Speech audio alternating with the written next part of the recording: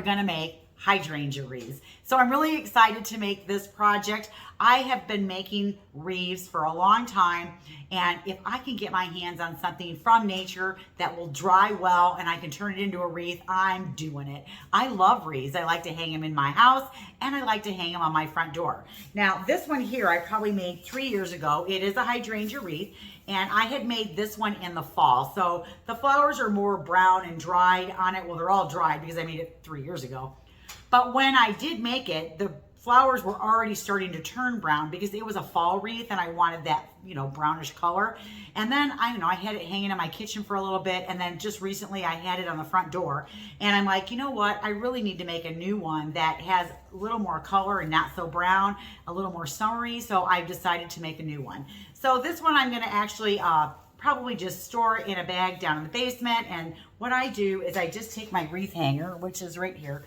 I just take my wreath hanger here, and it goes this way actually, and I put it on it like this. And then what I do is I just drop it down inside a garbage bag, and I tie it up, and then I hang it up downstairs from the ceiling, and they just kind of hang down there, and I have quite a few of them down there. And then I get them out as I need. I do staple a label to the outside of it so that I know which wreath is in which bag. Otherwise, I don't know, I'd have to open them all out to figure it out. Sometimes I can touch them and know what it is, but a lot of times I have to open them back up. But as you can see, this has lasted a really long time.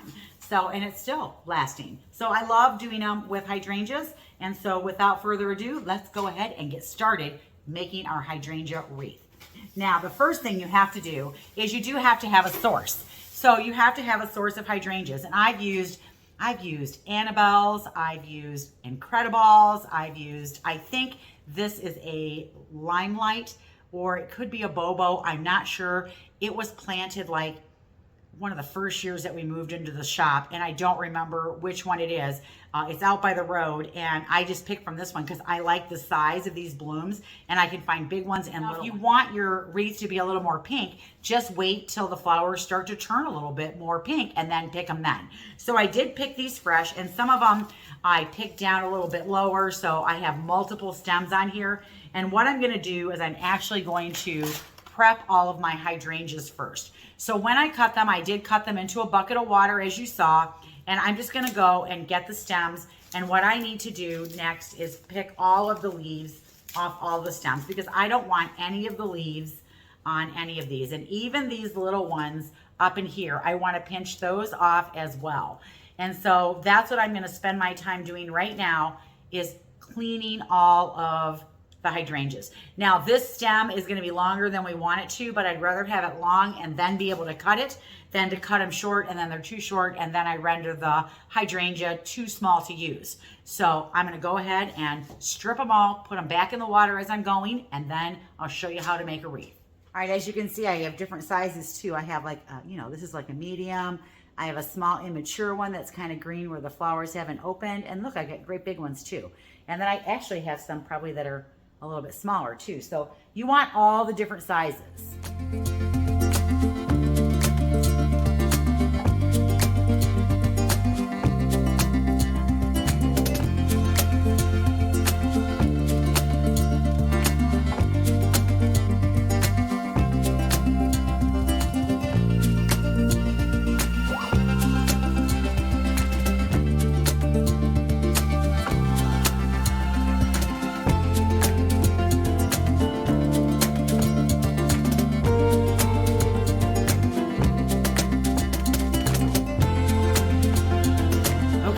Wreath making time. Now that I have cleaned all of the hydrangeas and gotten all of the leaves off of them, I did go ahead and put them back in the buckets of water because I knew it was going to be a minute before I was going to get to them.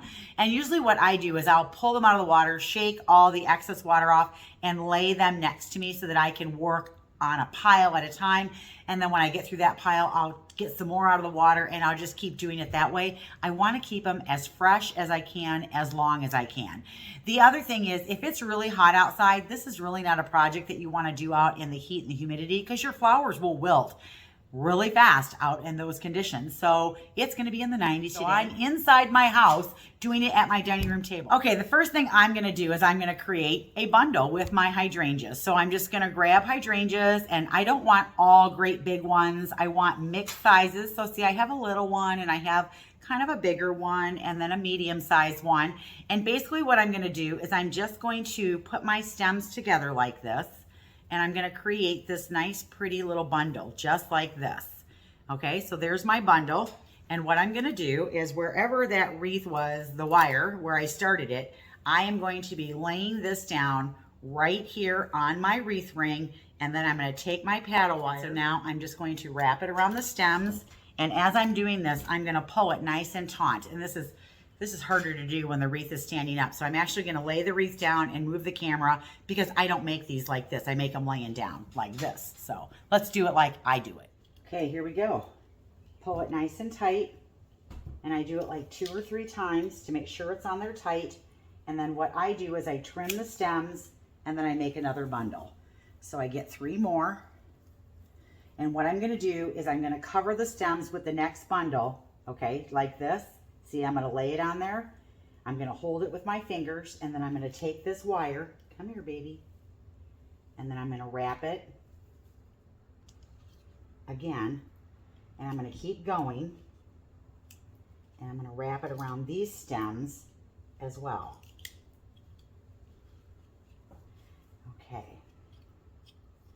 And then I'm going to trim these. Okay. Trim those, and I'll just make a pile of those over there, and then I just keep going. I make another bundle. Now when I'm doing this, one of the things I don't want to do is I don't want it to, you know, go like this and then I fill in the total center, but I want it to be nice and fluffy and nice and full. So I might lean this one out a little bit, and then I might put one straight and then lean one in just a little bit, and then straight out in, straight out in. And I keep making bundles, and I keep overlapping, and then I keep wrapping it with the wire all the way around until I get it completely done.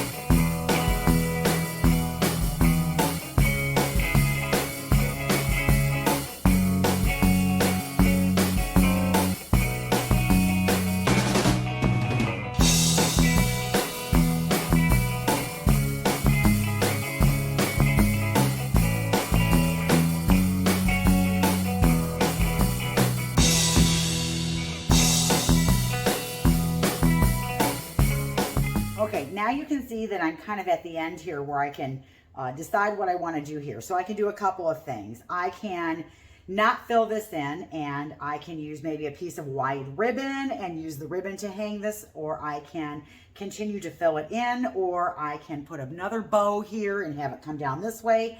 I'm actually going to show you kind of how I finish it off. And so what I'm going to do is I'm going to make some smaller bundles.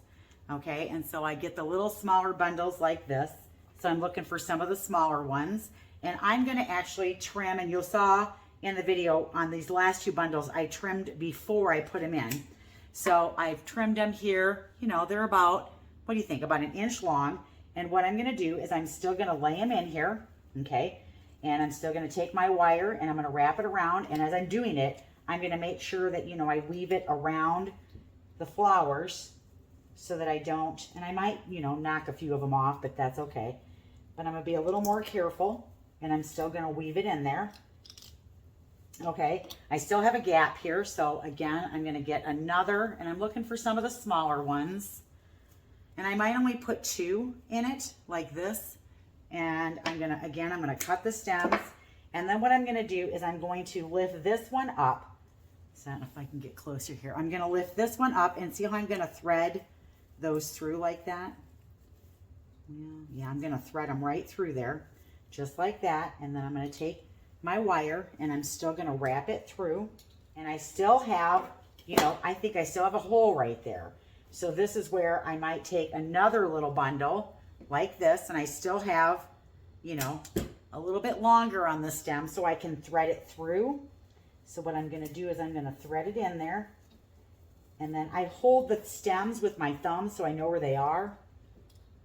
There we go. And then I just weave this through, and I think I want one more, like right here.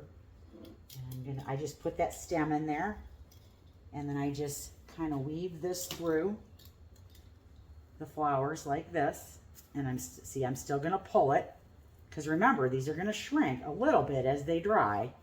Okay. So there it is. So then what I do is I unwrap, you know, about this much wire. I'd say that's probably, you know, 12 inches, and I'm going to cut it off. Now that this is completely done, then what I do is I turn my wreath upside down. Let me move this. Okay. And then what I'm going to do is, now if you want to make this so that this is your little hook to hang it from, you can make this so that this is your little hook. And what you do is you kind of just weave it through the other wires like this.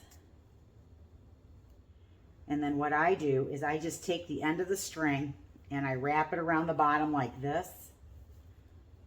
And I just keep wrapping it, see, and then I can make a little hanger there. Now I am going to actually be using a wreath hanger, so I don't need this.